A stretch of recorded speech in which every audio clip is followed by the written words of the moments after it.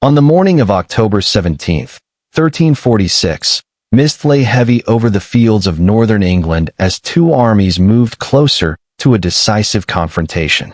This was not a simple border clash, but a battle that would determine the security of England's northern frontier. At the time, England was under immense strain, fighting Scotland in the north while also battling France in the 100 Years' War. A truce signed in 1343 had failed to bring peace, and raids continued across borders. By 1345, King David II of Scotland launched aggressive attacks into northern England. Meanwhile, France, under pressure from English advances, urged Scotland to strike again. Bound by the Old Alliance, Scotland agreed. When Edward III invaded France in July 1346, French King Philip VI pressed David II to exploit what seemed like an undefended northern England. Confident in this assumption, David II prepared for invasion, unaware of the danger ahead. In Perth, a Scottish army of around 12,000 men assembled, many equipped with French weapons and armor. On October 7, 1346, they crossed into England and marched south, leaving destruction in their wake. The fortress of Little Peel fell after a short siege, its garrison slaughtered. Towns were threatened, villages burned, and Hexham Abbey was stripped of its wealth. By October 16th, the Scots reached Durham and camped near Beaurepaire Priory. Yet England was ready.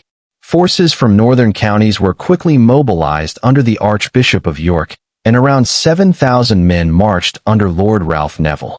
As dawn broke on October 17th, a Scottish raiding party stumbled into the English army amid thick mist. The brief but violent clash ended with heavy Scottish losses and a desperate retreat, alerting both sides that battle was inevitable. The warning reached King David II too late to withdraw. He positioned his army on nearby high ground west of Durham, hoping terrain would protect his men. But the ground was uneven, and the Scots suffered from a serious weakness, a lack of archers. Their army formed dense Chiltern formations, effective against cavalry, but vulnerable to missiles. The English, by contrast, deployed carefully, fighting on foot, and placing full trust in their longbowmen. For hours, both armies stood in silence. Then the English advanced their archers. Arrows fell relentlessly into the packed Scottish ranks. A desperate cavalry charge failed, unable to break the arrow fire.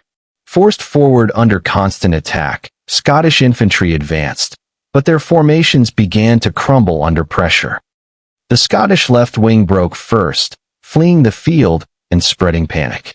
At the center, King David II fought on, but losses mounted and resistance weakened. Sensing victory, the English released their reserve cavalry, delivering the decisive blow. Wounded and surrounded, David II was captured while his army collapsed into total rout.